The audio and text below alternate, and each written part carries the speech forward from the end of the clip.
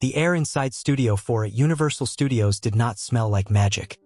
It smelled of ozone, stale coffee, and the distinct, acrid scent of burning dust trapped against high-intensity tungsten lights. It was a suffocating, artificial atmosphere, sealed off from the Californian sun outside, existing in a perpetual state of suspended reality. Here, in the heart of the Last Empire production, time had lost its meaning. It was measured only in the rhythmic clacking of the slate and the increasingly frayed temper of Marcus Thorne, a director whose vision was slowly being dismantled by the very star he had fought to cast. High above the cavernous set, the lighting rigs hummed with a menacing energy, pouring down heat that baked the elaborate Persian throne room set below. Every surface was a lie. The marble pillars were painted styrofoam, the gold leaf on the throne was foil, and the heavy velvet drapes were dusted with flame retardant. But the tension, thick, heavy, and suffocating, was entirely real. Cut. The word cracked through the silence like a whip. It wasn't just a command. It was an accusation. Damian Sterling stood at the center of the dais, blinking against the glare of the key light. Once, that face had launched franchises. It was a face of perfect symmetry, a jawline carved by the gods, and eyes that could convey heartbreak with a single flutter of the lashes. Today, however, Damian Sterling looked less like a king and more like a man holding onto a cliff edge by his fingernails. A bead of sweat, unscripted and unwanted, cut a track through the heavy layer of foundation on his forehead, pooling in the crease of his brow. He swayed slightly, a microscopic movement that the camera lenses, sharp as hawk eyes, caught instantly. "Damian," Marcus called out from the darkness behind the monitors. His voice was dangerously low, a rumble of thunder before the storm. "We are on take 47. 47 takes, Damian, and you still haven't given me the line." Damian wiped his forehead with the back of his hand, smearing the makeup. A collective flinch rippled through the makeup team standing in the wings. "I gave you the line, Marcus," Damian snapped, though his voice lacked its usual baritone resonance. It was thin, reedy, scratching against a throat dry from dehydration and the lingering aftereffects of a bottle of bourbon consumed at 3 a.m. "I said, I will die for my kingdom. What more do you want?" "The line," Marcus said, stepping into the light, "is I will die for my honor. Kingdom implies territory. Honor implies soul. We went over this at the table red. We went over this in the trailer. We went over this 10 minutes ago." Damian scoffed, a jagged sound. He rolled his neck, the heavy, jewel-encrusted collar of his costume digging into his skin. "Honor, kingdom, it's all the same archaic garbage, Marcus. Just fix it in post. Dub it over. I'm giving you the face. I'm giving you the emotion. Isn't that what you pay me $20 million for?" The silence that followed was absolute. In the shadows of the set, the crew froze. The boom operator held his arms aloft, muscles burning, afraid to breathe. The script supervisor lowered her eyes to her iPad. This was the moment everyone had feared for weeks. The production was hemorrhaging money, 2 weeks behind schedule, $3 million over budget, and the vessel of their destruction was the leading man himself. Standing in the deep background, obscured by the fake pillars and the haze of atmospheric smoke, Leo Rossi watched the disaster unfold with the stillness of a statue. Leo was dressed in the generic, uncomfortable leather armor of a royal guard. He was background number 4, a prop with a heartbeat. He had been standing in the same spot for 6 hours, holding a prop spear that grew heavier with every passing minute. His feet, encased in cheap boots that offered no arch support, were numb. But Leo didn't move. He didn't fidget. He barely blinked. Unlike Damian, Leo was not hungover. He was hungry. A gnawing, hollow ache in his stomach that came from skipping breakfast to save $4, and he was terrified. Not of the director, but of the vibration he had felt in his pocket 10 minutes ago. His phone. It was on silent, tucked illegally into the lining of his armor. 1 buzz meant a text. 2 buzzes meant an email. A continuous vibration meant a call. And at 10 a.m. on a Tuesday, a call could only mean one thing. Dr. Eris from St. Mary's Hospital. His mother. Leo's chest tightened, his heart hammering a frantic rhythm against his ribs. Is she stable? Did the valve hold? Do they need the deposit for the next surgery today? The questions swirled in his mind, a vortex of anxiety that threatened to pull him under. He needed to check that phone. He needed to answer it. But if he broke character, if he moved while the cameras were rolling, he would be fired. And if he was fired, the insurance was gone. If the insurance was gone, his mother died. It was a brutal, simple equation. So Leo stood still, channeling every ounce of his terror, his love, and his desperation into his posture. He wasn't just a guy in a costume. He was a sentinel watching his kingdom crumble. He projected a silent, stoic intensity that went completely unnoticed by the screaming men in the center of the room. "I don't need your face, Damian," Marcus was yelling now, abandoning all professional decorum. He threw his baseball cap onto the floor. "I need you to be King Alaric. I need you to care. Look at you. You're shaking. You can barely stand up. Do you think the camera doesn't see the bloodshot eyes? Do you think the microphone doesn't pick up the slur?" "I am not slurring," Damian roared back, stepping down from the dais. He tripped on the hem of his heavy velvet cloak, stumbling forward. He caught himself, but the damage was done. The illusion of royalty was shattered. He looked like a drunk in a Halloween costume. "This set is a kiln, Marcus. It's 100 degrees in here. I'm dehydrated." "Cut the lights," Marcus screamed, waving his arms at the gantry above. "Cut them. We're taking 10. Makeup, get in here and fix him. Wardrobe, get him some ice packs. And someone get me a coffee before I burn this entire studio to the ground." The studio plunged into semi-darkness as the main rigs powered down, leaving only the safety lights bathing the set in a sickly amber glow. The spell was broken. Chaos rushed in to fill the void. Makeup artists swarmed Damian like white-clad bees, dabbing at his sweat, whispering soothing lies to calm his ego. Leo exhaled, a long, shuddering breath. He carefully leaned his spear against the styrofoam pillar and stepped back into the deeper shadows, pulling his phone from his armor. His hands trembled slightly as he unlocked the screen. Missed call. St. Mary's Cardiology. Voicemail, one new message. He pressed the phone to his ear, his other hand cupping it to block out the noise of the set. "Mr. Rossi, this is Nurse Halloway. Your mother had an episode this morning. Her heart rate spiked dangerously high. We've stabilized her for now, but Dr. Eris needs to speak with you about the surgery schedule. We can't push it back any further, Leo. We need the deposit by Friday, or we lose the slot to the transplant list. Please call us." Leo lowered the phone. Friday. 3 days. He needed $10,000 in 3 days. He had $300 in his checking account. He looked up, his eyes finding Damian Sterling across the set. The star was sitting in his personalized canvas chair, a young assistant fanning him with a script, while another held a straw to his lips. Damian was wearing a watch that cost more than Leo's mother's life.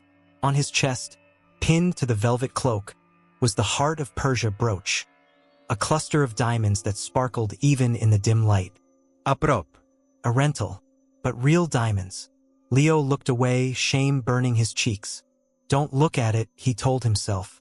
"Don't even think about it." "Hey, you, guard number, whatever." Leo snapped to attention.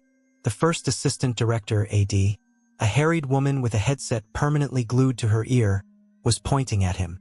"Me?" Leo asked, his voice rough from hours of silence. "Yes, you. We need a stand-in for lighting while Damian cools off. He's refusing to get back on the marks until he's had his protein shake." The AD rolled her eyes. "Get up there. Same height, same build. Just stand on the tape and look regal." Leo nodded and walked onto the dais.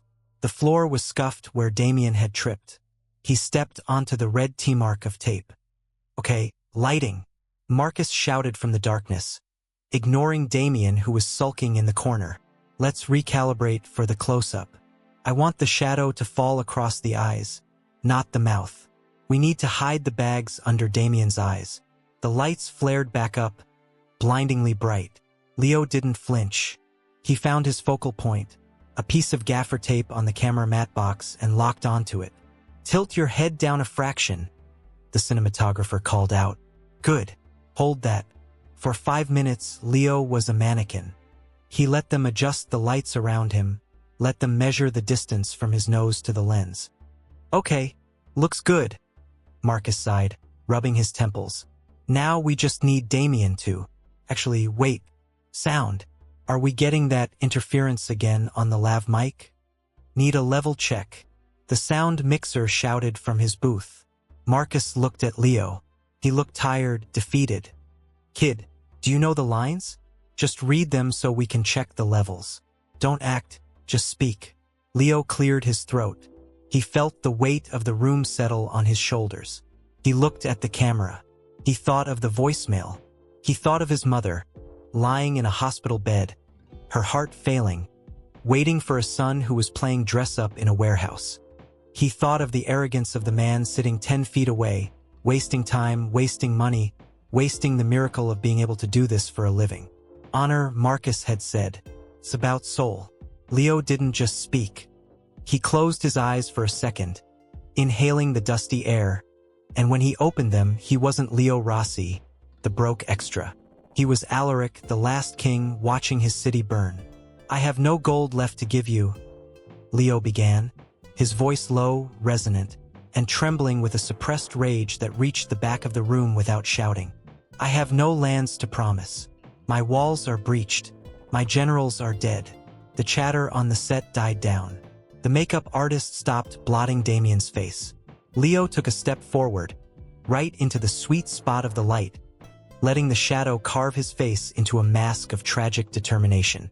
He wasn't looking at the camera anymore. He was looking through it. "You ask me why I stay? You ask me why I do not flee to the ships?" Leo's voice cracked, not with weakness, but with the sheer weight of a broken heart. "Because a king does not outlive his people. If the city burns, I will be the ash. I will not die for a kingdom, for a kingdom is but dirt and stone." He paused, tears welling in his eyes.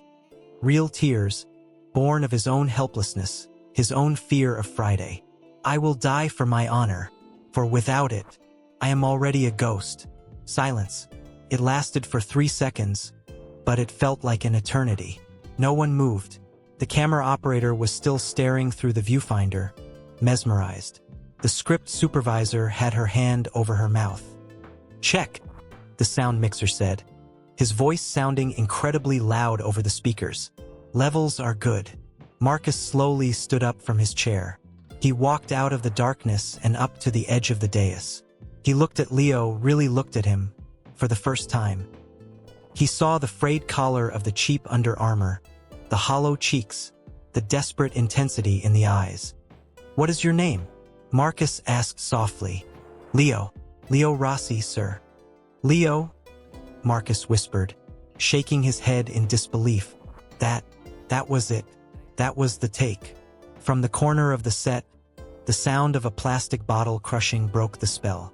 Damian Sterling was standing. He had watched the whole thing. He had seen the way the crew looked at Leo, with awe, with respect, with the kind of reverence they used to reserve for him.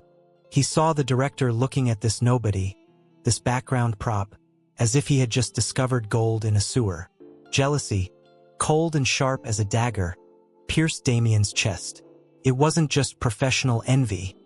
It was existential terror. He was old news. He was difficult. He was expensive. And here, standing in his light, wearing his costume's cheap copy, was his replacement. Cheaper, hungrier, better. Damian threw the crushed water bottle onto the floor. He marched onto the set, shoving past the AD. "Fine," Damian barked, his voice loud and brittle. "Lighting is set? Good. Get the extra off my mark. I'm ready to work." He stepped up to Leo, encroaching on his personal space. Damian smelled of mints and stale alcohol. He leaned in close so only Leo could hear. "Enjoy the applause, kid." Damian hissed, his eyes venomous. "Because that's the last time you'll ever hear it. Nobody steals my scene. Nobody." Damian shoved Leo with his shoulder, hard enough to make Leo stumble, but subtle enough to look accidental. "Move, Damian commanded. Leo stepped down from the dais, back into the shadows. The adrenaline was fading, replaced by the cold dread of reality. He had had his moment. He had touched the light. But now he was back in the dark, and his phone was still heavy in his pocket, and Friday was still coming. As the crew scrambled to reset for Damian's take, the star adjusted his velvet cloak. His hand brushed against the heart of Persia, brooch on his chest. Damian looked at the diamonds, then he looked at Leo retreating to the back of the room, and then he looked at the exit sign. A dark, twisted idea began to form in Damian's mind. A way to solve his debt. A way to remove the threat standing in the shadows. A way to kill two birds with one stone. Action, Marcus called out, his voice lacking the enthusiasm he had shown moments ago. Damian began to speak, but his mind wasn't on the script.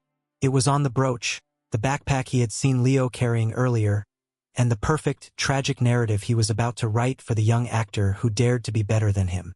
The bell signaling the lunch break rang with the shrill finality of a prison siren, cutting through the dense, overheated atmosphere of Studio 4. For the crew, it was a Pavlovian trigger. Shoulders dropped, headsets were pulled down around necks, and the collective hive mind shifted instantly from artistic vision to craft services. The heavy soundproof doors were cracked open, allowing a sliver of the blinding California reality to pierce the artificial gloom of the Persian throne room. Damian Sterling did not move immediately. He remained seated on his canvas chair, watching the exodus. He watched the grips and the gaffers, the makeup artists and the script supervisors, all flowing toward the exit like a tide of weary humanity. He watched Leo Rossi, the extra who had dared to outshine him, slip away first. The boy moved with a frantic, nervous energy, clutching his phone like a lifeline, disappearing into the bright rectangle of the open bay doors before anyone else had even stood up. Good. The rat was scurrying away. Damian brought a bottle of water to his lips, but he didn't drink. His throat was too tight, constricted by a panic that felt like a physical hand squeezing his windpipe. His phone, resting on the small table beside him, buzzed again. He didn't need to look at it to know who it was. The messages had escalated from polite reminders to veiled threats, and now to explicit photos of his own home, taken from the bushes across the street. $500,000. To a man who had once commanded $20 million a picture, it should have been pocket change. But Damian lived a life of leveraged illusions. The mansion was mortgaged to the hilt, the Ferraris were leased, and his bank accounts were frozen by an ex-wife whose lawyers were sharks in bespoke suits. He was drowning and the water was rising fast. "Can I get you anything from the truck, Mr. Sterling?" Damian jumped, startled. It was a production assistant, a girl no older than 20, holding a clipboard and looking at him with wide, terrified eyes. "No," Damian snapped, then forced a pained, charismatic smile onto his face. It was a reflex, a muscle memory from better days. "No, thank you, darling. I just need to meditate, decompress. I'll stay here. Close the doors behind you, would you? I need the silence." "Of course, Mr. Sterling." She scurried away, pulling the heavy soundstage door shut. The click of the latch echoed like a gunshot. Damian was alone. The silence of a soundstage is unique. It is a dead, acoustically dampened silence that presses against the ears. The massive space, filled with millions of dollars of equipment and sets, felt haunted. Damian stood up. His legs felt shaky, but his mind was sharpening with the singular, predatory focus of a survivor. He looked toward the prop department setup, a fenced-off cage in the corner of the studio, filled with swords, goblets, and jewelry. The prop master, Barney, was a stickler for protocol, but Barney was also 60 years old, diabetic, and never missed the first 10 minutes of the lunch line. The cage would be locked, but the ready table, the table where the props for the current scene were laid out, would be exposed. Damian walked across the set. His footsteps were muffled by the fake sand covering the floor. He felt like a ghost haunting his own movie. There it was, resting on a black velvet cushion, bathed in the safety light. The heart of Persia. It was a brooch, a massive starburst of diamonds surrounding a central sapphire the size of a pigeon's egg. It was a vintage piece on loan from a vault in Beverly Hills, insured for $250,000. It caught the dim light and fractured it, sending tiny shards of blue and white fire dancing across Damian's desperate face. He reached out. His fingers hovered over the gems. In his other pocket, the pocket of his heavy royal trousers, he felt the hard, jagged edge of the replica. He had swiped it from the stunt department 2 days ago, a resin and glass copy used for long shots and fight scenes. It was a good fake, convincing enough from 5 feet away, but under a lens, it would look like what it was, plastic garbage. But Damian didn't need it to fool the lens. He just needed it to fool the room for an hour. With a quick, snatching motion, he grabbed the real brooch. It was heavy, cold, and solid. The weight of it was intoxicating. In the same breath, he dropped the resin fake onto the velvet cushion. It was done. He shoved the real diamonds into the deep, hidden pocket inside the lining of his heavy velvet cape, a pocket designed for microphone battery packs. The brooch settled there against his ribs, a hard lump of stolen salvation. Now came the second part, the cruel part. Damian turned and looked toward the holding pen, the derogatory nickname for the communal dressing room assigned to the background actors. It was down a short hallway, just off the main stage. He moved quickly now, fueled by adrenaline. He pushed open the door to the holding room. It smelled of stale sweat, cheap deodorant, and hairspray. Rows of metal lockers lined the walls, and benches were strewn with the personal detritus of the invisible class of Hollywood. Duffel bags, water bottles, dog-eared paperback books. He scanned the room. He knew which bag was Leo's. He had seen the kid dragging it around.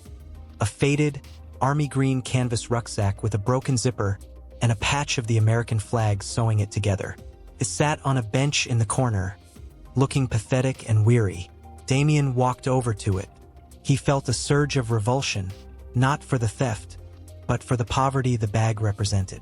It reminded him of where he had started, of the days before the fame, the days he had sworn never to return to. Leo was a mirror reflecting Damian's past, and Damian wanted to smash the glass. He reached into his pocket, not the one with the real brooch, but the other one, where he had stashed a second fake. This one was a discarded prototype he'd found in the trash bin of the art department weeks ago. Broken and dull. He needed the police to find something. He needed them to find a stolen item that Leo could be accused of taking. He unzipped the main compartment of Leo's bag. Inside, there was a neatly folded change of clothes, jeans and a t-shirt, a worn script with notes scribbled in the margins, and an apple. Pathetic, Damian whispered. He wrapped the broken prototype brooch in a sweaty gym towel he found at the bottom of the bag and shoved it deep down, underneath the clothes. He zipped the bag shut. Damian stepped back, breathing hard. He checked his watch. 12:15 p.m. He had been alone for 10 minutes. It was perfect. He turned and walked out of the holding room, smoothing his hair, adjusting his cape so the lump against his ribs wasn't visible. As he stepped back onto the main stage, a strange calmness settled over him. The panic was gone, replaced by the icy numbness of a man who has decided that his survival is worth any price. 2 miles away, the world was not silent. It was a cacophony of blaring horns, screeching brakes, and the relentless, sun-baked roar of Los Angeles traffic. Leo Rossi was running. He wasn't jogging. He was sprinting, his lungs burning with a fire that felt like inhaling broken glass. He was still wearing the bottom half of his costume, the heavy leather greaves and breeches, having stripped off the armor plating and thrown on a hoodie to exit the studio. He looked like a madman, a confused cosplayer tearing down the sidewalk of Santa Monica Boulevard, dodging tourists and jumping over hydrants. His phone was clutched in his hand, the screen slick with sweat. "I'm coming!" He gasped into the microphone, dodging a woman pushing a stroller. I'm 10 minutes away. Don't let them give the bed away, please." On the other end of the line, the voice of the hospital administrator was sympathetic but firm, a robotic kind of kindness that chilled Leo to the bone. "Mr. Rossi, we understand, but the transplant committee meets at 1 p.m. If the deposit isn't cleared, Your mother's status changes to inactive for this cycle. We have 3 other patients matching this donor heart. I have the money. Leo lied, his voice cracking. He didn't have the money. He had a promise of a paycheck next week, and a vague hope of a loan from a cousin in Jersey who hadn't spoken to him in 5 years. I need to sign the intent forms. I'm coming to sign them now. That holds the spot, right? Legally? It holds it for 24 hours, the administrator conceded. But you have to be here in person to sign. By 12:45, Leo checked his watch. He pushed harder. His legs, already tired from 6 hours of standing on set, screamed in protest. The leather boots were heavy, clunking against the concrete, sending shockwaves up his shins. He cut through an alleyway, leaping over a pile of damp cardboard boxes, startling a stray cat. The heat was oppressive. The LA sun beat down on his black hoodie, cooking him alive. Sweat ran into his eyes, stinging and blinding, but he didn't wipe it away. He channeled the pain. He imagined his mother's chest rising and falling, the beep of the monitor, the fragile rhythm that was the only thing keeping his world spinning. Run, he told himself. Run like you ran track in high school. Run like your life depends on it, because hers does. He burst out of the alley and saw the white, sterile monolith of St. Mary's Hospital rising above the palm trees. It looked like a fortress. He hit the automatic doors of the emergency room at a full sprint, skidding across the polished linoleum floor. The blast of air conditioning hit him like a physical blow, freezing the sweat on his skin. Leo Rossi. He wheezed, slamming his hand onto the reception desk, startling the nurse behind the glass. I'm here. For Maria Rossi. To sign. The papers. The nurse looked at him, red-faced, gasping for air, dressed in medieval pants and a soaking wet hoodie. She blinked, then typed something into her computer. You're cutting it close, Leo, she said softly. I know, Leo choked out, leaning over the counter, trying to keep his legs from collapsing. He looked at the digital clock on the wall above her head. 12:32 p.m. I need proof, Leo panted, his mind racing with a strange paranoia he couldn't explain. Maybe it was the stress, maybe it was the way Damian had looked at him earlier. Can I get a receipt? With the time? For the parking? Or just for being here? The nurse frowned, confused. A receipt for being here? Leo, honey, just sign the consent forms. Please, Leo begged. Just stamp the visitor pass. With the time, I have to show my boss I wasn't just goofing off. The nurse softened.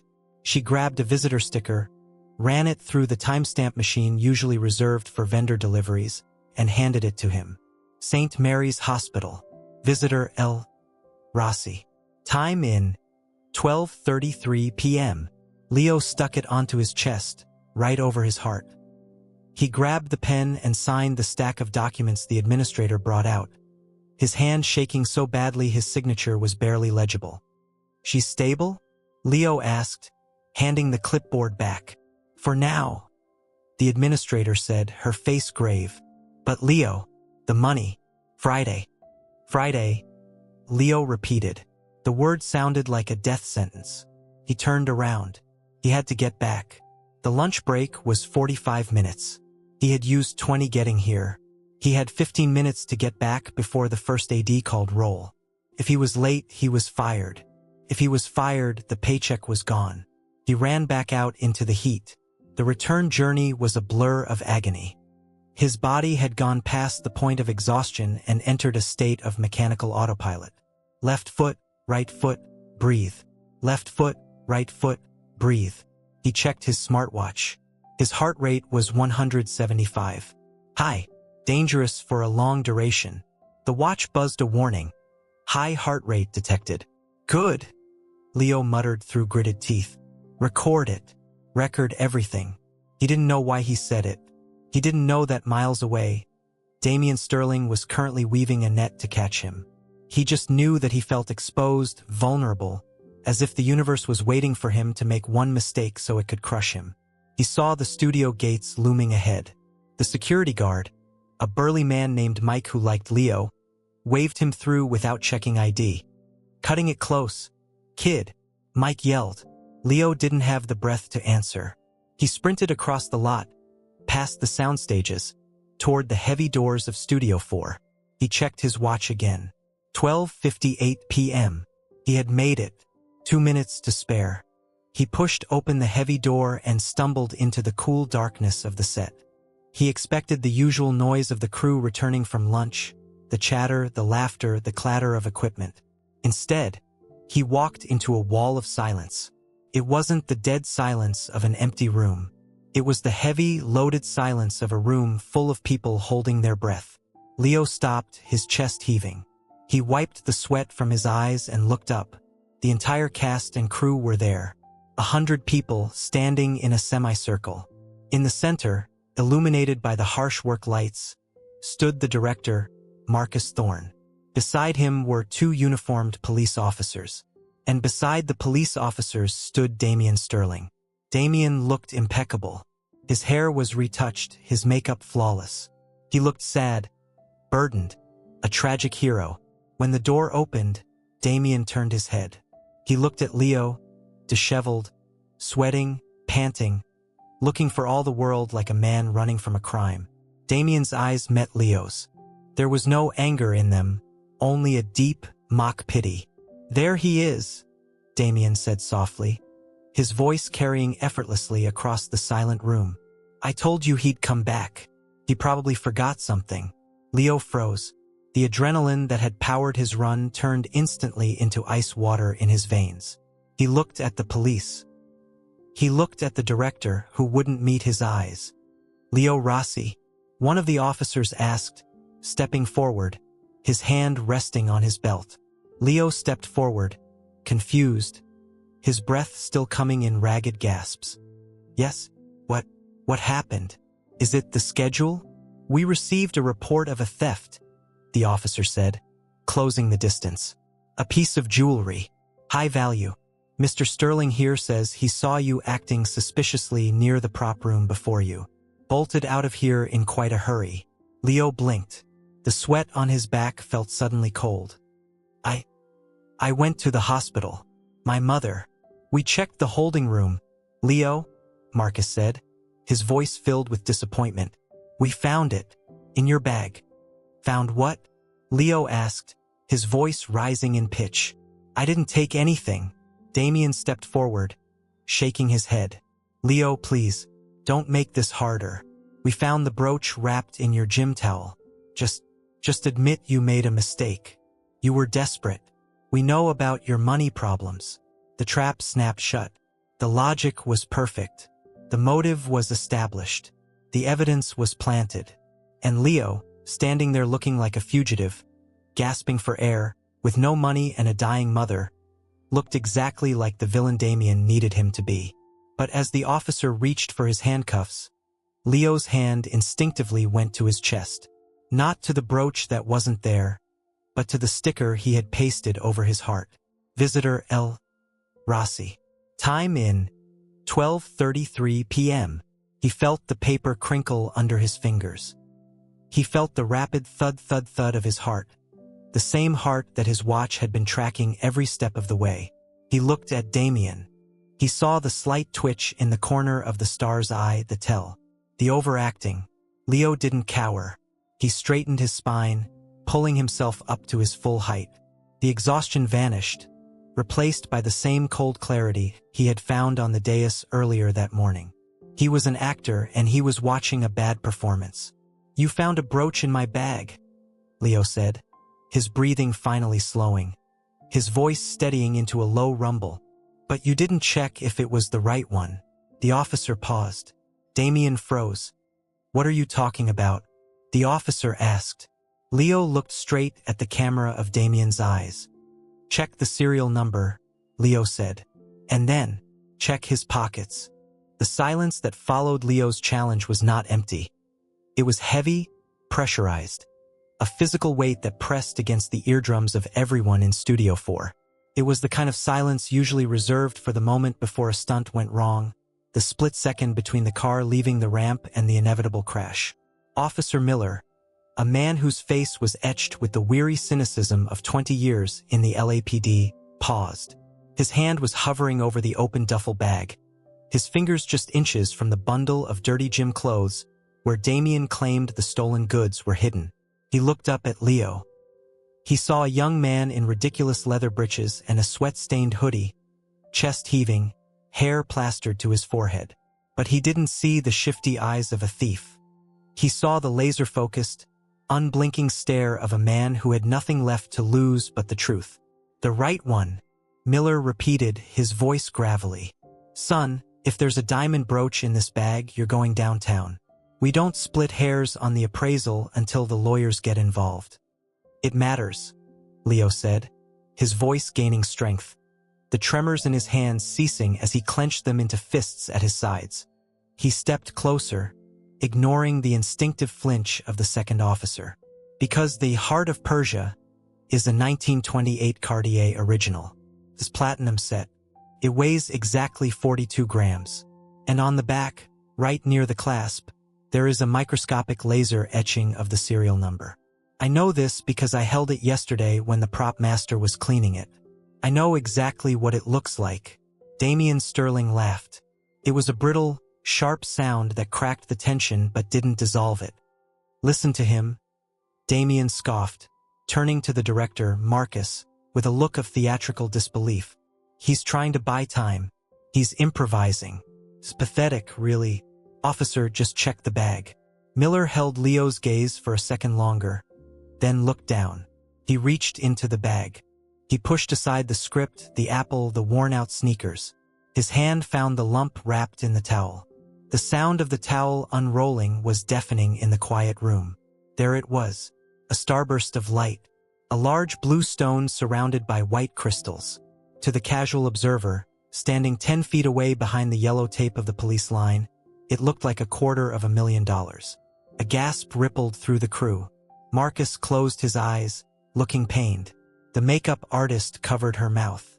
"Well," Damian said, spreading his hands in a gesture of sad vindication, "I really didn't want to be right about this. Leo, why didn't you just ask me for a loan?" Miller didn't speak. He picked up the piece of jewelry. He held it up to the harsh overhead work lights. He squinted. He turned it over. He ran his thumb over the setting. "You said platinum?" Miller asked, not looking at Leo. "Yes, sir. Solid platinum," Leo answered without hesitation. Miller tapped the metal against his wedding ring. It made a hollow, tinny clink, not the dense thud of heavy metal. "This is pot metal," Miller said flatly. "And the stones." He rubbed his thumb over the central sapphire. "It's warm. Glass gets warm. Sapphire stays cold." Damian's smile faltered. Just a fraction. A tiny twitch at the corner of his mouth that a camera would have missed, but Leo caught. "It's a prop," Miller announced, lowering the item. "A cheap one, probably from the stunt department. No markings on the back. Just a stamp that says HK. Hong Kong," Leo said. "The real one was made in Paris." The atmosphere in the room shifted. It wasn't a complete reversal yet. Finding a fake brooch in a bag was still suspicious, but the narrative was cracking. "So he swapped it," Damian interjected quickly, his voice rising half an octave. He stepped forward, invading the officer's space. "He probably has the real one stashed somewhere else and kept the fake to practice with, or he panicked and tried to switch them back but got confused. He's a thief, officer. The intent is there. Or," Leo cut in, his voice cutting through Damian's rising panic like a cold blade. "Someone planted a piece of junk in my bag to frame me, thinking no one would look close enough to tell the difference. And why would anyone do that?" Damian spat, pivoting to face Leo. "You're a background extra. You're nobody. Why would I waste my time framing you?" "Because I was the only one who wasn't here," Leo replied calmly. "I was the convenient void, the empty chair." "You were running away," Damian shouted. "I was running to the hospital," Leo corrected. "Prove it," Damian sneered. "You said you went to St. Mary's? That's 30 minutes in traffic. You were gone for, what, 40 minutes? You could have stashed the real diamonds in a dumpster on Highland Avenue and then jogged back. Miller looked at Leo. He has a point, son. The timeline is tight. Unless you have witnesses at the hospital. I have better than witnesses, Leo said. Witnesses can be confused. Witnesses can lie. He reached into his pocket. The second officer tensed, hand dropping to his holster. Leo moved slowly, pulling out his smartphone. I have data. He unlocked the screen and held it out to Miller. Officer, this phone is paired with the smartwatch on my wrist, Leo explained, tapping the cracked screen. It tracks everything. Steps, elevation, GPS location, and heart rate. Second by second. It uploads to the cloud in real time. You can't fake this timestamp. Miller took the phone. He looked at the screen. Open the map tab. Leo guided him. Miller swiped. A map of Los Angeles appeared. A bright blue line traced a frantic, jagged path from the studio gate, down Santa Monica Boulevard, cutting through alleyways, and ending at the distinct footprint of St. Mary's Hospital. Zoom in on the timestamp at the hospital, Leo said. Miller pinched the screen. 12:33 p.m. Location St. Mary's ER reception. Now look at the return trip, Leo said. 12:35 p.m. I left. I ran back.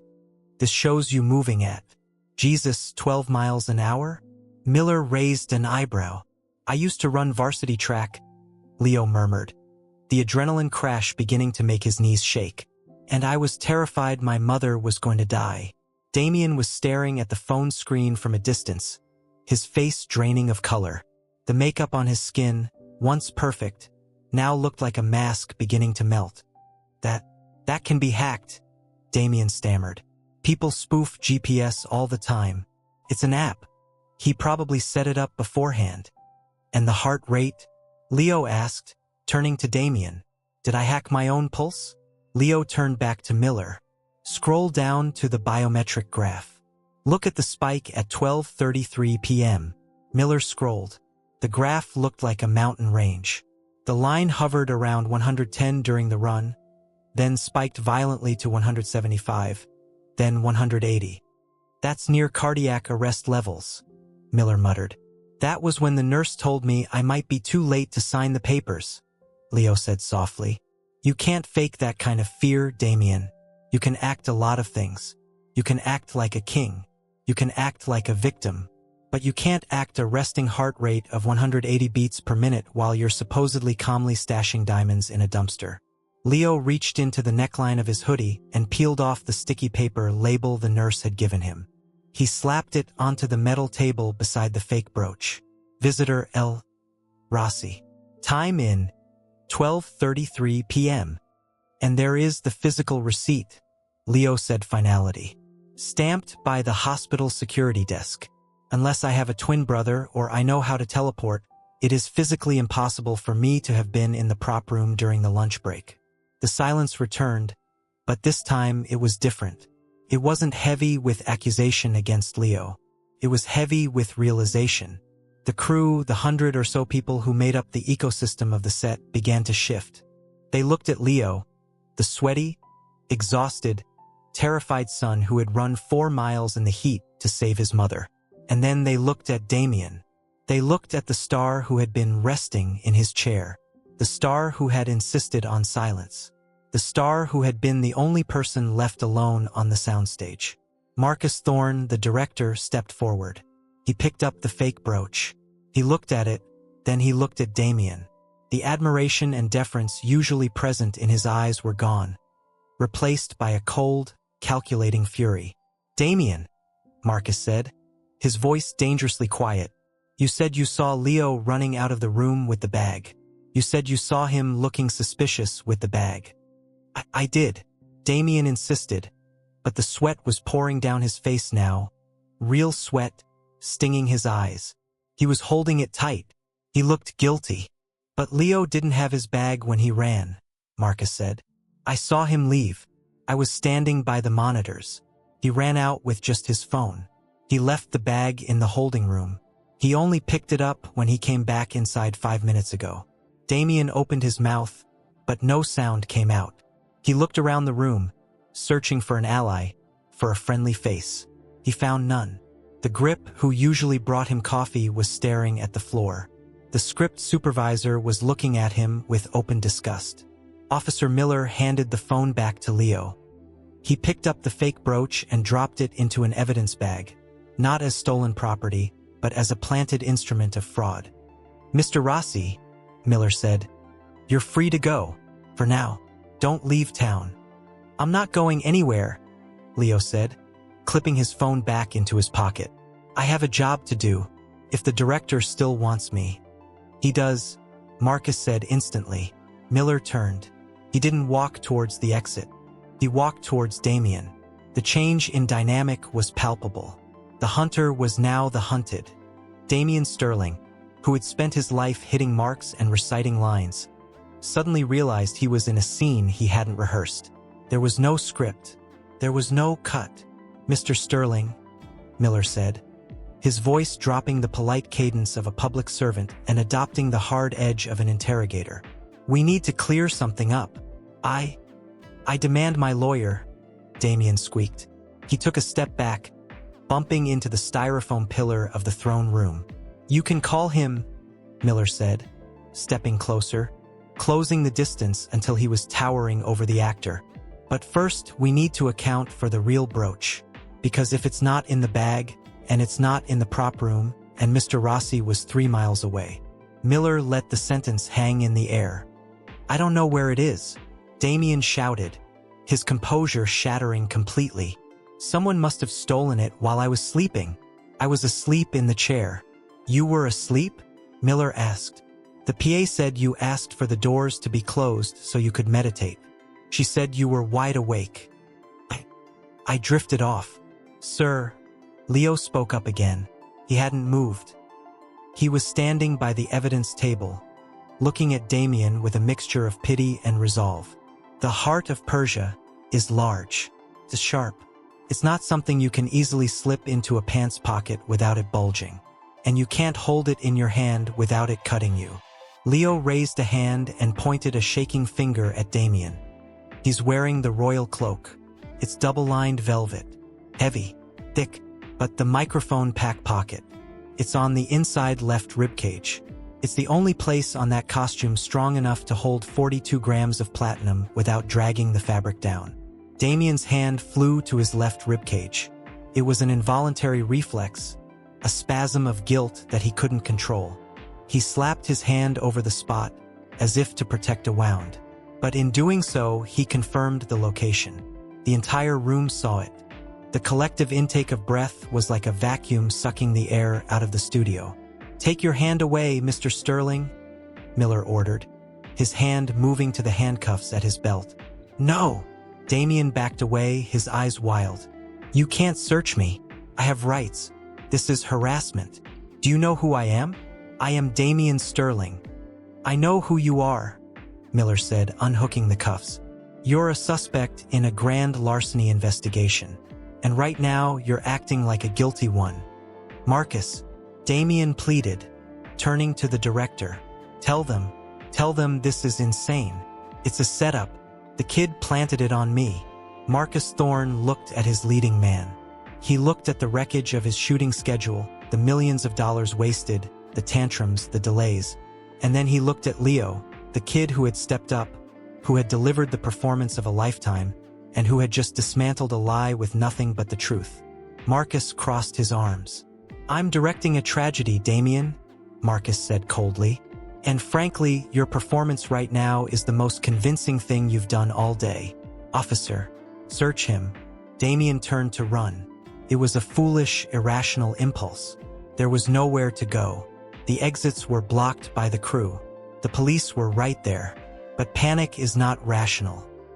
He spun around, his heavy cape swirling, and made a dash for the rear exit of the set, towards the labyrinth of the backstage scaffolding. "Grab him!" Miller shouted. The second officer lunged. Damian sidestepped, crashing into a prop table. Goblets and fake fruit went flying. He scrambled over the dais, tripping on the steps of the throne. It wasn't a dignified end. There was no slow-motion fall. There was just a desperate, scrambling man in a velvet cape, slipping on the fake marble floor. He fell hard, face first. The impact knocked the wind out of him, and as he hit the ground, something slid out from the inside of his cape. It skittered across the floor with a heavy, distinctive sound. Clack slide spin. It came to rest in the center of the room, directly in the pool of light from the overhead rig. The heart of Persia. It sparkled fiercely, mocking the chaos around it. The blue sapphire seemed to glow, a cold, indifferent eye staring up at the gantry. Damian scrambled to his knees, reaching for it, but a boot slammed down onto the floor inches from his hand. It wasn't the officer's boot. It was Leo's. Leo stood over the fallen star. He didn't kick the jewel. He just stood there, blocking Damian's path, looking down at the man who had tried to destroy him for the crime of being talented. "It's over, Damian," Leo said quietly. Damian looked up. His face was streaked with dust and sweat. His eyes were wide with shock. He looked at Leo, then at the jewel, then at the police officers closing in with their handcuffs drawn. The studio was silent again. But this time, the air wasn't heavy. It was clear. The storm had broken. The truth was out, shining as brightly as the diamonds on the floor. The click of the handcuffs was not a loud sound, a sharp, mechanical ratchet of steel teeth engaging. But in the acoustically perfect silence of Studio 4, it hit with the impact of a gunshot. It was the sound of a career ending. It was the sound of a god falling to earth, stripping away the mythology of Damian Sterling and leaving behind only a desperate, sweating man in a velvet cape that was suddenly too heavy for him to bear. Damian did not go quietly. As Officer Miller hauled him to his feet, the shock that had momentarily paralyzed the actor shattered into a jagged, visceral rage. He twisted in the officer's grip, his face contorted into a mask of ugly, raw fury that no camera had ever captured. "Get your hands off me!" Damian screamed, his voice shredding the air. "Do you have any idea what you're doing? I am the franchise. I am the box office. You can't arrest me for a mistake. It was a misunderstanding. I was protecting the asset. You're under arrest for grand larceny and filing a false police report," Miller recited, his voice bored and flat, a stark contrast to Damian's theatrical hysteria. "You have the right to remain silent. I suggest you start using it." "Marcus," Damian howled, thrashing as the second officer grabbed his other arm. He looked frantically toward the director, his eyes wide and wet, pleading with the man he had tormented for months. "Marcus, tell them we need to finish the scene. You can't shoot without me. I'm King Alaric. I am the movie." Marcus Thorne stood motionless near the camera dolly. He looked at the man he had fought the studio to cast, the man whose ego had nearly bankrupted the production, the man who had just tried to destroy an innocent extra's life to cover a gambling debt. Marcus's face was unreadable, a stone mask carved from exhaustion and disappointment. He slowly reached up and removed his baseball cap, running a hand through his thinning hair. "You're not King Alaric anymore, Damian," Marcus said softly. The volume was low, but the words carried a finality that silenced the room. "You're just a liability, and you're fired." The word hung in the air, vibrating. Fired. In Hollywood, it was a death sentence more potent than the legal one Damian was facing. Damian's mouth fell open. For the first time, the reality seemed to penetrate the narcissism. He slumped, the fight draining out of him as the officers marched him toward the exit. The velvet cape dragged behind him on the floor, sweeping up the fake dust of the set, a pathetic train for a fallen monarch. The crew watched him go. There was no jeering. There was no applause. There was just a profound, unsettling shock. They were watching the demolition of an icon, and it was an ugly, messy business. As the heavy soundproof doors swung open and the blinding daylight swallowed Damian Sterling and the police, the studio exhaled. Then the panic set in. It started as a murmur, a ripple of whispers among the production assistants, and quickly escalated into a cacophony of ringing phones and frantic shouting. "Get the producers on the line. Shut down the cameras. Kill the lights. What do we tell the press? TMZ is going to be at the gate in 10 minutes. We're dead in the water. That's a wrap, people. Go home. Leo Rossi stood in the center of the chaos, an island of stillness. He hadn't moved since the handcuffs had clicked shut. He was staring at the spot where the heart of Persia had lain on the floor before being bagged as evidence. His heart was still hammering against his ribs, a residual drumbeat from his sprint and the adrenaline of the confrontation. He felt lightheaded, a strange dissociation washing over him. He wasn't thinking about the movie. He wasn't thinking about Damian. He was thinking about the time. 1:15 p.m. The transplant committee meeting had started 15 minutes ago. His mother's name was on a list that required a deposit he didn't have. He had vindicated himself. He had proven his innocence. He had avoided jail. But in the grand, brutal calculus of his life, he had failed. He was still broke. He was still an extra. And by tomorrow, when the production inevitably shut down because they had lost their lead star, he would be unemployed. He reached into his pocket and gripped his phone. He needed to call Dr. Eris. He needed to beg. Leo. The voice was close. Leo flinched, snapping back to reality. Marcus Thorne was standing in front of him. The director looked aged, the lines around his eyes etched deep by the stress of the last hour. But his eyes were clear, burning with a strange, intense light. "Sir," Leo stammered, stepping back. I'm sorry about all this. I didn't mean to cause a scene. I couldn't let him pinning it on me." "You didn't cause the scene, Leo. You finished it," Marcus said. He looked Leo up and down, studying him with a critical, almost predatory gaze. He looked at the cheap leather armor, the sweat-stained hoodie Leo still wore over it, the dirt on his face. "You ran for miles?" "Yes, sir." "To the hospital? For your mother?" "Yes, sir." Marcus nodded slowly, absorbing the information. "And you came back. You could have kept running. You could have gone home. Why did you come back?" Leo swallowed hard. The truth was unglamorous. "I needed the day rate, sir. If I didn't clock out, I wouldn't get paid for the day. It's $150. Marcus laughed. It was a short, sharp bark of a laugh, devoid of humor but full of disbelief. $150. Damian Sterling blew that on a lunch salad he didn't eat. And he threw it all away. Suddenly, the heavy double doors of the studio burst open again. A group of men in suits stormed in, led by executive producer David Feldman. Feldman looked like a man having a heart attack while trying to run a marathon. His face was purple, his tie loosened. "Marcus!" Feldman screamed, ignoring the crew scuttling out of his way. "Tell me it's not true. Tell me the LAPD did not just drag our $20 million insurance policy out of here in cuffs." "It's true, David," Marcus said calmly, not turning to face the producer, his eyes still locked on Leo. "We are ruined." Feldman threw his hands up, pacing frantically around the dais. "The investors are going to pull the plug. The bond company is going to seize the assets. We have to shut down. Right now. Strike the set. Send everyone home. It's over." "No," Marcus said. Feldman stopped pacing. "Excuse me? Did you hit your head? We have no lead actor, Marcus.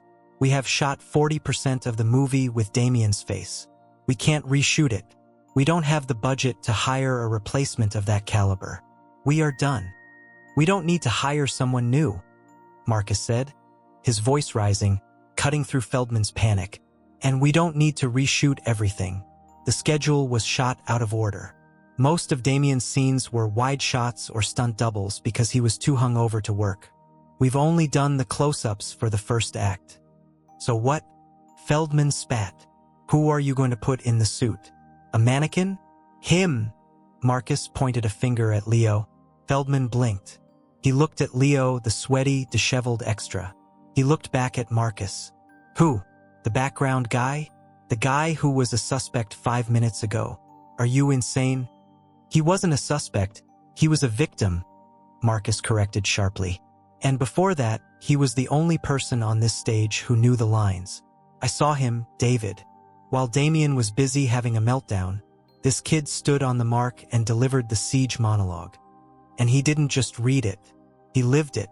Marcus stepped closer to Leo, encroaching on his personal space, creating a bubble of intimacy in the middle of the shouting match. "Leo," Marcus said, his voice dropping to a whisper, "do you know the script?"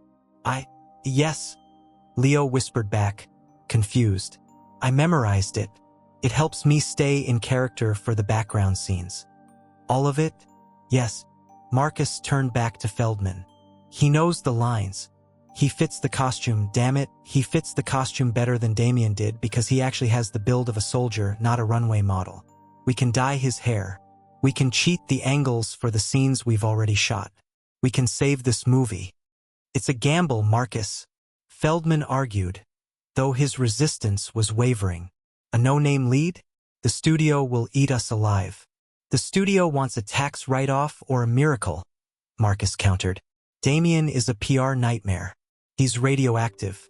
If we recast with an unknown, a Cinderella story, a working-class actor stepping up to save the production, the press will eat it up.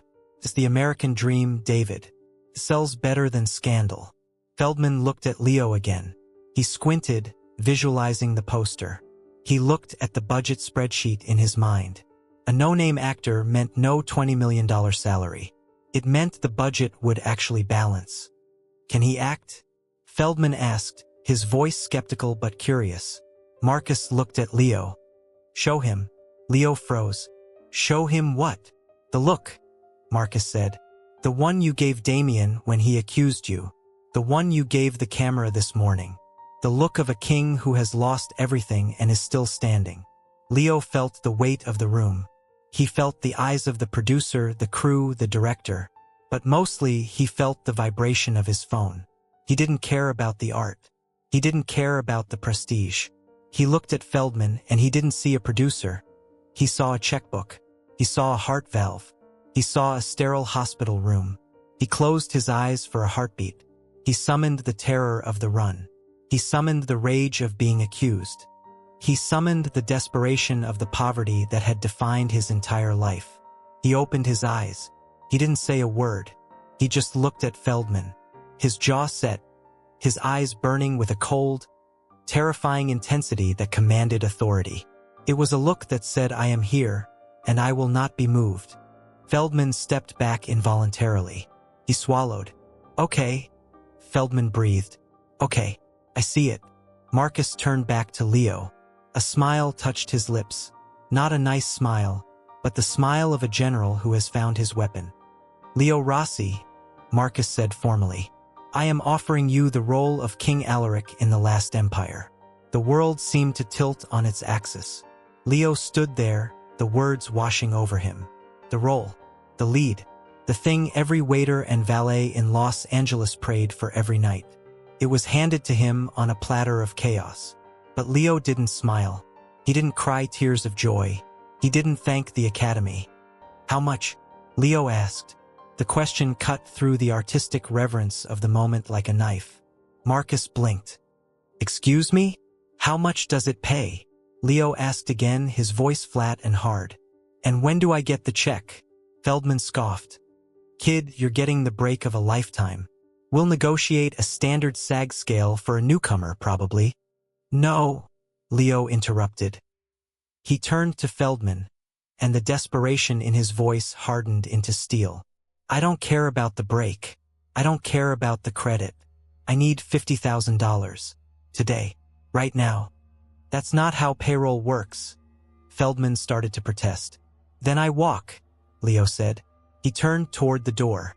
"I'm going back to the hospital." "Wait," Marcus shouted. He grabbed Leo's arm. "Leo, stop. You're throwing away a career." "I'm saving my mother," Leo said, ripping his arm away, tears finally spilling over, hot and angry. "You think I care about your movie? My mother is dying.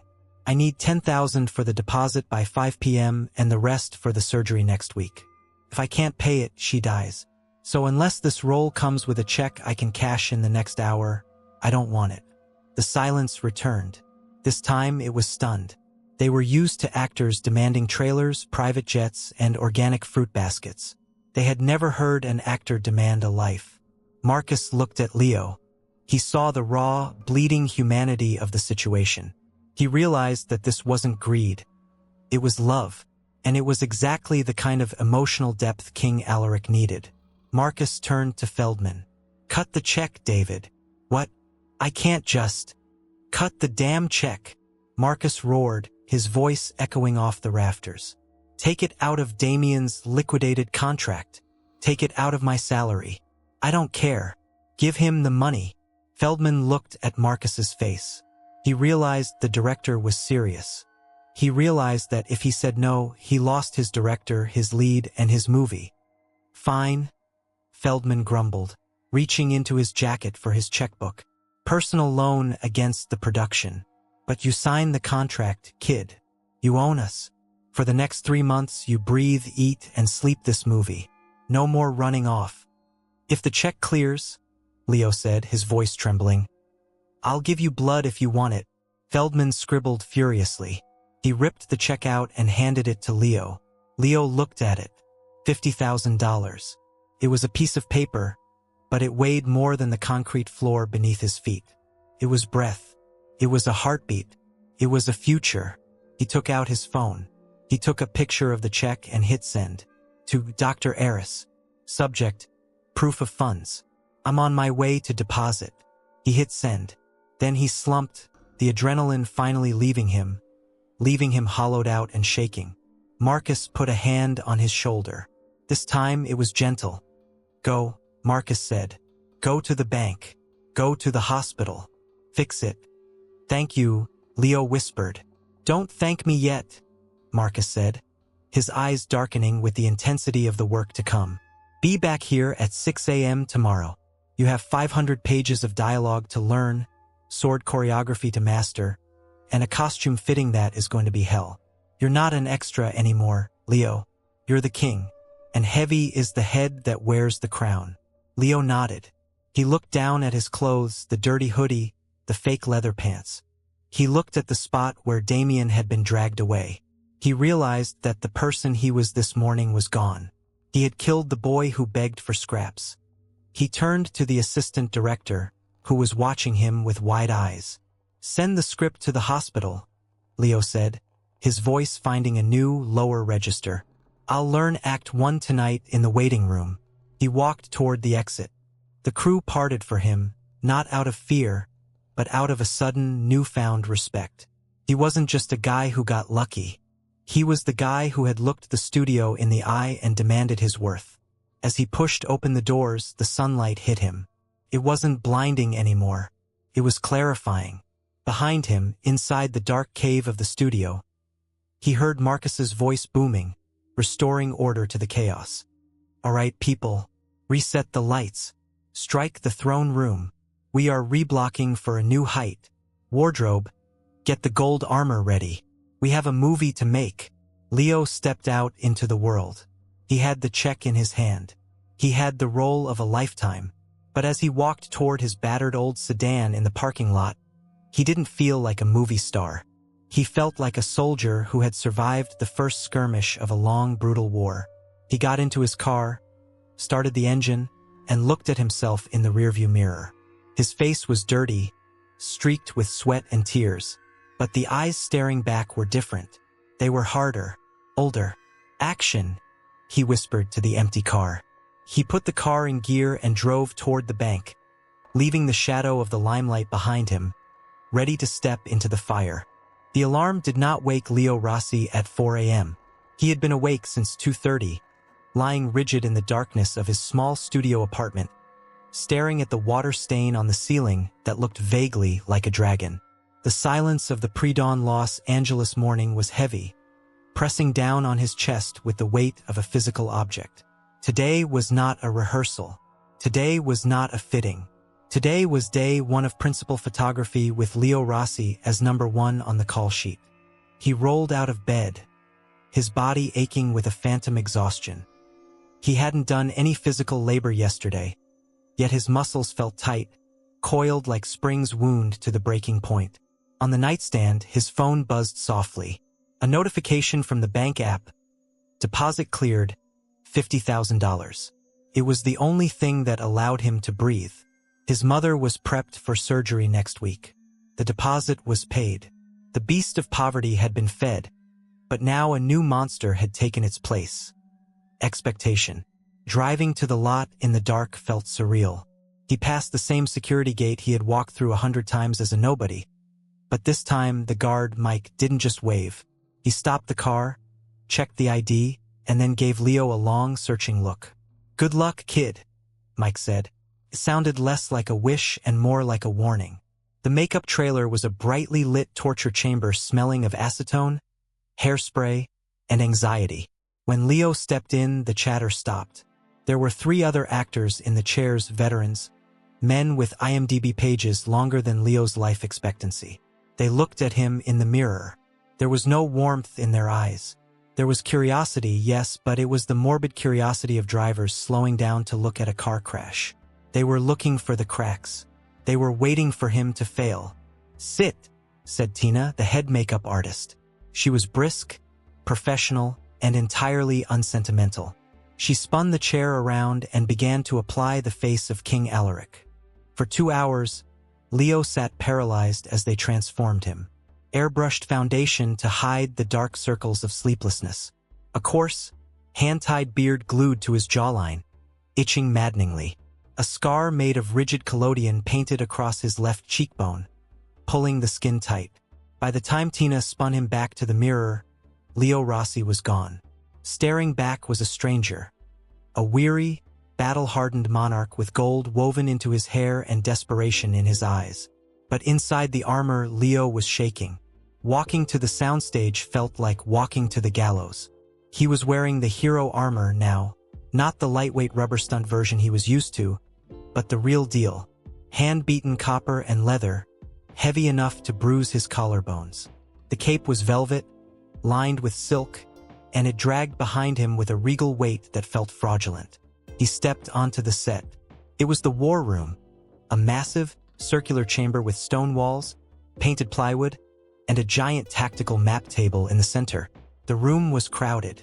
The crew, usually a chaotic swarm, seemed to part for him, creating a wide berth. He could feel their eyes. He could hear the whispers that stopped abruptly when he looked their way. They weren't rooting for him. Not yet.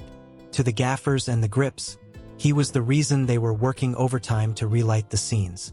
To the camera operators, he was the amateur who might miss his marks and ruin the focus. To the other actors, he was the usurper, the extra who got lucky. "All right, settle in." Marcus Thorne's voice boomed from the darkness. The director looked like he hadn't slept in a week. He walked over to Leo, holding a script that was covered in red ink. "Scene 42, Marcus said, skipping the pleasantries. "The Council of Betrayal. You are surrounded by your generals. They want to surrender to the enemy. You have to convince them to fight." It's a 1.5-page monologue. "High stakes. You ready?" "Yes," Leo said. His voice sounded thin in the cavernous room. "Good. Victor is your main sparring partner today." Marcus gestured to a tall, imposing man standing by the map table. "Victor Vance."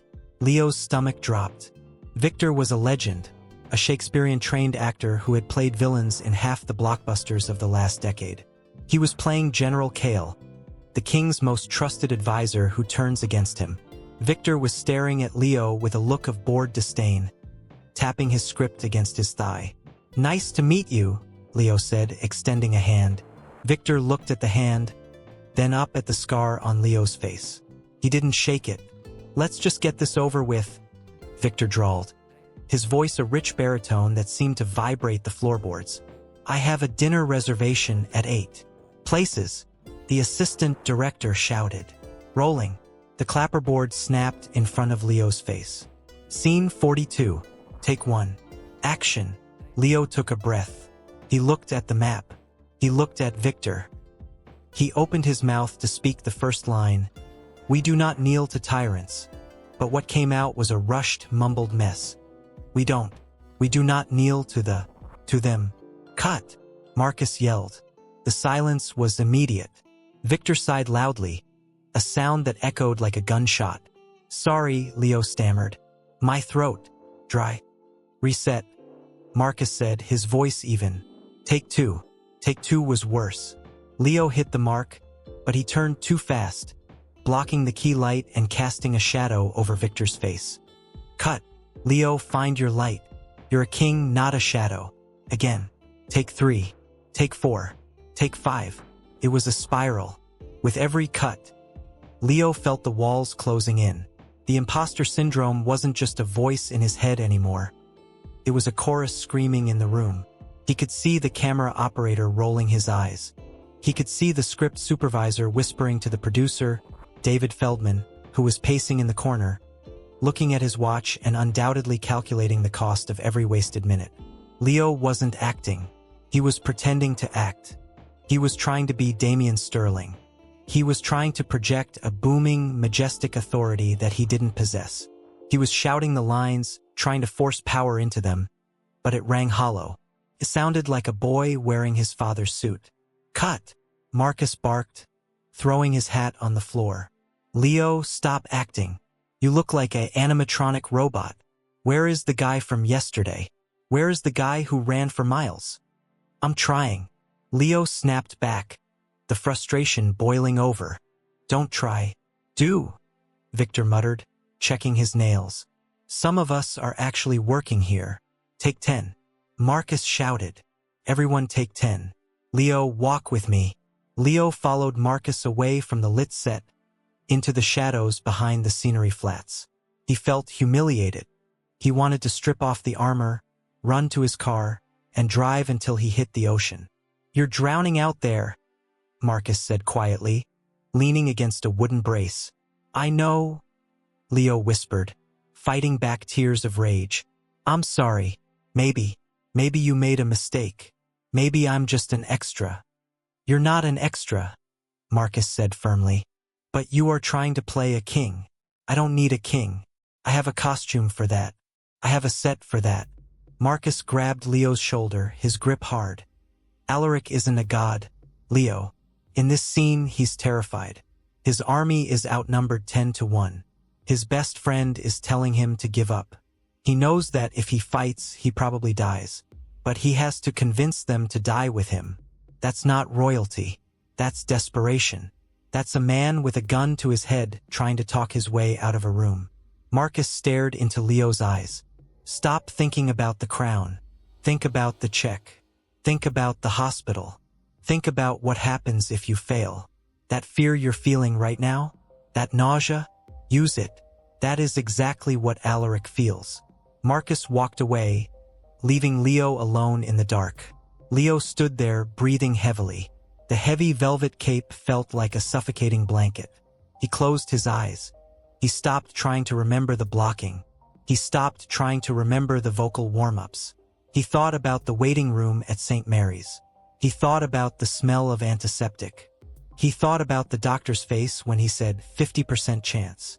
He thought about the fact that if he walked off this set, he wasn't just losing a job, he was losing his mother. He wasn't a king fighting for a throne. He was a son fighting for a life. He opened his eyes.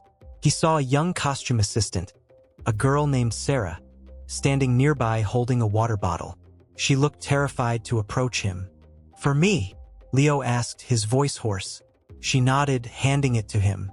You're doing okay, she whispered, glancing around to make sure no one heard her supporting the failure. Don't let Victor get to you. He forgets his lines all the time. He just blames the lighting. Leo looked at her. A moment of genuine human kindness in a shark tank. It grounded him. Thank you, Sarah, Leo said. He drank the water. It was cold. It woke him up. He walked back onto the set. The 10 minutes weren't up, but he walked to the center of the map table. He ran his hand over the painted topography. He looked at the little wooden figures representing the armies. They weren't soldiers. They were hours. They were dollars. They were heartbeats. Victor returned, looking annoyed that the break was over. Shall we try again? Or do you need more coaching? Leo didn't look at him. He didn't look at the camera. He kept his eyes on the map. Let's roll, Leo said softly. Rolling. Action. The room went quiet. Victor, staying in character as General Kale, slammed his fist onto the table. We cannot win this, Alaric. Look at the numbers. They will slaughter us before the sun sets. We must sue for peace. We must surrender. Victor's voice was huge, filling the room, demanding a shout back. But Leo didn't shout. He stood perfectly still. He let the silence hang for a second, 2 seconds, 3. The uncomfortable length of the pause made the crew lean in. Leo slowly lifted his head. He didn't look regal. He looked exhausted. He looked like a man whose soul was being ground into dust. "Peace?" Leo asked. The word was barely a whisper. A cracked, jagged sound that forced the boom operator to dip the mic lower. Leo walked around the table. He didn't stride. He prowled, unevenly, burdened by the armor. He stopped inches from Victor's face. He didn't look up at the taller actor. He looked through him, with the dead-eyed intensity of a man who has seen the end of the world and decided to ignore it. "You speak of peace as if it is a place we can go," Leo said, his voice rising in a slow, controlled crescendo. "As if it is a house with a warm fire. But there is no house, Kale. They burned it." Leo grabbed one of the wooden soldier figures from the map and crushed it in his fist. He wasn't acting. He was channeling the anger of every rejection, every unpaid bill, every moment of helplessness he had ever felt. "If we surrender," Leo continued, his voice trembling now, not with weakness, but with a terrifying, contained rage, "we do not get peace. We get chains. We get silence. We become the dust they walk on." He leaned in closer to Victor. Leo's eyes were wet, glistening under the lights, burning with a feverish intensity. "I am not asking you to win, General," Leo whispered, the tears spilling over, tracking through the fake dust on his face. "I am asking you to bleed, because if we are to die, I want to die standing. I want to die screaming. I want to die so loudly that the gods themselves have to cover their ears." Leo slammed his fist onto the table hard. The sound cracked like a whip. "Now, will you fight with me, or will you let me die alone?"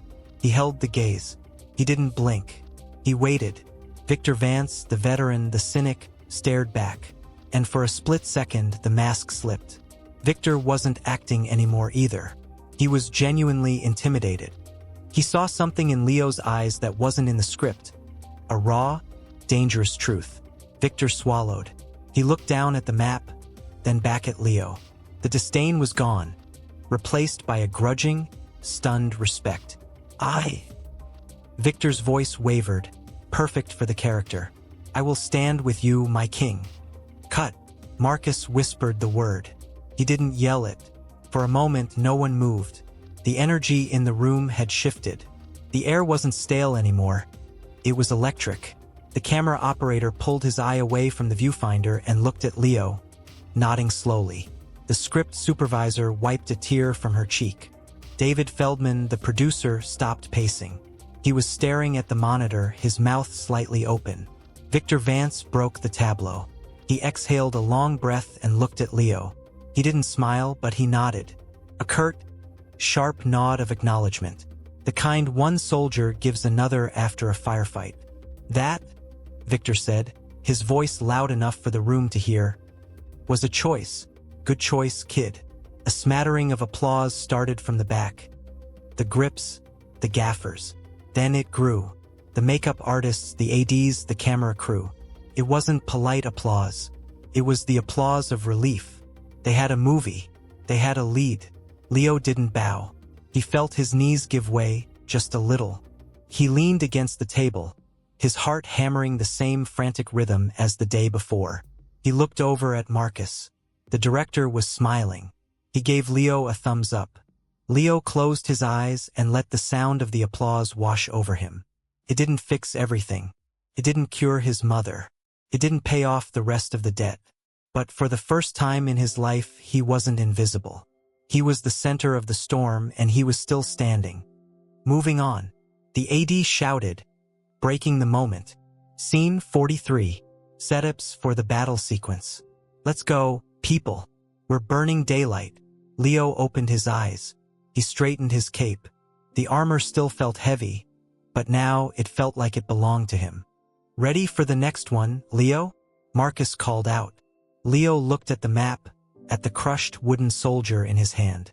He placed it back on the board, standing it upright. "I'm ready," Leo said, and this time he meant it. The tinted glass of the limousine window was cool against Leo Rossi's forehead. A grounding sensation in a world that had spun off its axis 8 months ago and hadn't stopped spinning since. Outside, Hollywood Boulevard was a river of liquid light. The red and blue of police sirens mixed with the strobing white of paparazzi flashes, creating a kaleidoscope of chaos that filtered through the dark windows as a muted, distant hum. Inside the car, the air smelled of expensive leather and the faint, sterile scent of conditioned air.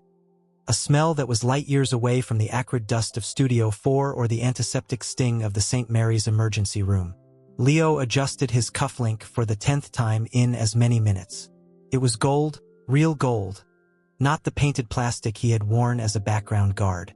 The tuxedo he wore was bespoke, cut to fit shoulders that had filled out after months of intense sword training and a diet that didn't consist of ramen noodles and panic. He looked at his reflection in the darkened glass.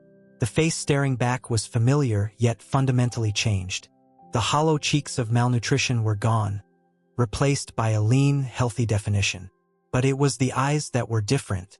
The desperate, hunted look of a man running from poverty had been replaced by a quiet, watchful stillness. "You're fidgeting," a voice said softly beside him. Leo turned. Sitting next to him, dressed in a gown of deep, midnight blue silk that hid the thin, vertical scar running down the center of her chest, was Maria Rossi. She looked beautiful, not Hollywood beautiful. She didn't have the plastic sheen or the frozen forehead of the women walking the carpet outside. She looked human. Her hair was styled, her makeup professional, but her hands, resting on her lap, were the same rough, hard-working hands that had scrubbed floors to pay for Leo's acting classes. The difference was that tonight, they weren't trembling. Her fingernails weren't blue from lack of oxygen. She was breathing, a steady, rhythmic rise and fall of her chest that Leo had spent every night of the last 8 months praying for. "I'm not fidgeting, Ma," Leo lied, smiling. "I'm just checking the fit." "You look like a prince," she said, reaching out to pat his hand. Her grip was strong.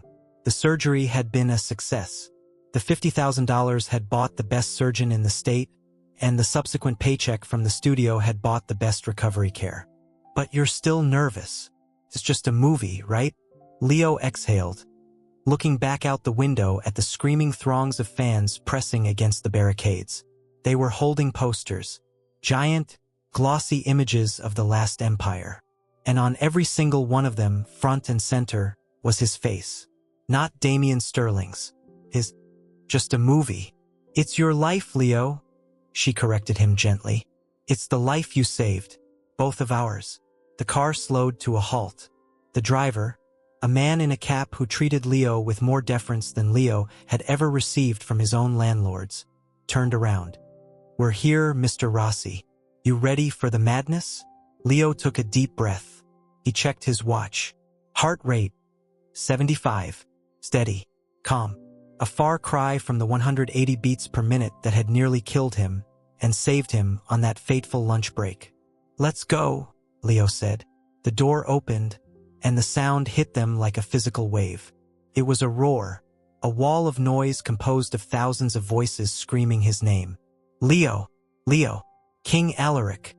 The flashbulbs were blinding, a relentless strobe lighting storm that turned the night into a fractured day. Leo stepped out first. The carpet beneath his feet was plush and red, a stark contrast to the dirty concrete of the alleyway he had sprinted down to get to the hospital. He turned and offered his hand to his mother. As Maria stepped out, the flashes intensified. The press knew the story. The studio's PR machine had spun it into a modern fairy tale. The unknown extra who stepped up when the star fell. The son who fought for the role to save his dying mother. It was the kind of narrative Hollywood loved because it made them feel like they had a soul. But for Leo, it wasn't a narrative. It was the truth. And walking his mother down this carpet was the only award he cared about. "Leo, Leo, over here. Who are you wearing? Leo, is it true you did your own stunts? Leo, how does it feel to replace Damian Sterling?" The questions flew at him like arrows. He answered them with the practiced ease he had learned over the press tour, smiling, waving, guiding his mother through the gauntlet. He saw Marcus Thorne waiting near the entrance of the Chinese theater. The director looked cleaner, rested, his baseball cap replaced by a tuxedo, though he still looked uncomfortable in formal wear. Marcus grinned as Leo approached, pulling him into a hug that disregarded the cameras. "You made it, kid," Marcus whispered in his ear. "You survived the war. Only because you didn't let me surrender," Leo whispered back. Standing next to Marcus was Victor Vance. The veteran actor looked impeccable in a velvet smoking jacket. He looked at Leo, then at Maria. "Mrs. Rossi," Victor bowed theatrically, kissing her hand. "You have a very talented son. He nearly acted me off the screen. I'm still speaking to my agent about it." Maria laughed, a bright, clear sound that cut through the pretension of the evening. "He learned everything from watching you, Mr. Vance. Please call me Victor. And I suspect he learned it from life, not from me," Victor said, his eyes meeting Leo's with a look of genuine camaraderie. The hostility of that first day on set seemed like a lifetime ago. They had bled together in the trenches of the production, and that bond was forged in iron. They moved into the theater. The transition from the chaotic noise of the street to the hushed, reverent atmosphere of the auditorium was jarring. The air smelled of expensive perfume and buttery popcorn. This was the TCL Chinese Theater, the cathedral of cinema. The screen was massive, a towering monolith waiting to pass judgment. Leo and his mother were ushered to their seats in the center row, the best seats in the house. As Leo sat down, the lights dimmed. The room went pitch black, save for the low glowing lights of the aisle. A hush fell over the audience, a heavy, expectant silence. Leo felt his mother's hand find his in the dark. He squeezed it. The screen flickered to life. The studio logo, the opening credits, and then the first shot. A sweeping panorama of a burning city, smoke rising to choke the sun. And there, standing on the ramparts, looking out at the destruction, was Leo. Seeing himself on the screen was a dissociative experience. The face was 40 feet high. Every pore, every micro-expression was magnified. He remembered filming that scene. It was day 3. He had been exhausted, his legs cramping from the weight of the armor. But on screen, he didn't look tired. He looked tragic. He looked like a man carrying the weight of a civilization. The movie played out. The audience was captivated. There was no rustling of candy wrappers, no checking of phones. They were pulled into the world Marcus and Leo had built. Then came the scene. Scene 42. Leo tensed. This was the moment, the turning point, the scene where he had almost failed, where the ghost of Damian Sterling had almost choked him out. On screen, the war room was dark, lit only by flickering torches. Victor Vance's General Kale slammed his fist on the table. "We cannot win this, Alaric. We must surrender." The audience held its breath. On screen, Leo watched himself. He watched the man he was 8 months ago, the man who was terrified of losing his mother, the man who was channeling every ounce of his pain into a fictional king. He watched himself walk around the table. He saw the way the light caught the tear tracking through the dust on his cheek. He heard his own voice, not shouting, but whispering with a terrifying intensity. "You speak of peace as if it is a place we can go. But there is no house, Kale. They burned it." In the theater, you could hear a pin drop. Leo looked at the screen, but his mind drifted. He wasn't seeing King Alaric crushing the wooden soldier. He was seeing the waiting room at St. Mary's. He was seeing the doctor walking toward him with a clipboard. He was seeing the check, $50,000, sliding across the counter. He was seeing his mother waking up from anesthesia, groggy and pale, whispering his name. "I want to die so loudly that the gods themselves have to cover their ears." The line rang out in the theater, echoing off the walls. Leo squeezed his mother's hand tighter. She squeezed back. He looked at her in the dim light of the screen. She was crying, not tears of sadness, but tears of overwhelming pride. She was watching her son turn his pain into art, watching him turn their suffering into something that moved strangers to tears. The movie rushed toward its climax. The battle, the sacrifice, the final shot of the king sitting on a broken throne, wounded but victorious, watching the sun rise over a saved city, fade to black. For 3 seconds, the darkness held the room. Absolute, stunned silence. And then the thunder broke. It started as a ripple and exploded into a roar. The entire audience rose to their feet. A standing ovation. It was deafening. It washed over Leo like a physical force, vibrating in his chest. The lights came up. Leo stood, blinking. He looked around. People were clapping, cheering, wiping their eyes. The producers were beaming. Marcus was clapping him on the back. But Leo didn't look at the crowd. He looked at the empty seat 2 rows back, where a studio executive sat. He imagined Damian Sterling somewhere, perhaps watching this on the news, perhaps in a jail cell, perhaps just forgotten. The heart of Persia had been a fake, a hollow prop. The real treasure was this moment, this survival. Marcus nudged him. "Go on, kid. Wave. They love you." Leo stepped into the aisle. He waved, shyly at first, then with more confidence. He saw the faces of the crew, Sarah the costume assistant, the grip who had brought him coffee, the camera operator. They were clapping the hardest. They knew the cost of the performance. He turned back to his mother. She was standing now, applauding, her eyes shining. He hugged her. He buried his face in her shoulder, hiding from the cameras for just a second. "We did it, Ma," he whispered. "You did it, Leo," she whispered back. "You saved us." "No." Leo pulled back, looking at her. Then at the screen where the credits were rolling, his name listed first. "We saved each other."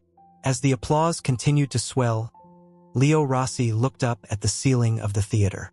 There were no water stains here. There were only crystal chandeliers and painted frescoes. But in his mind, he kept the image of that water stain in his old apartment. He kept the memory of the running shoes. He kept the memory of the fear. He would never forget the extra he used to be, because that extra was the one who had the courage to become the king. He took a deep breath, fixing his tuxedo jacket, and stepped forward into the spotlight. It was bright. It was warm. But this time it didn't burn. It illuminated. The shadow of the limelight had finally receded, leaving only the man standing in the sun.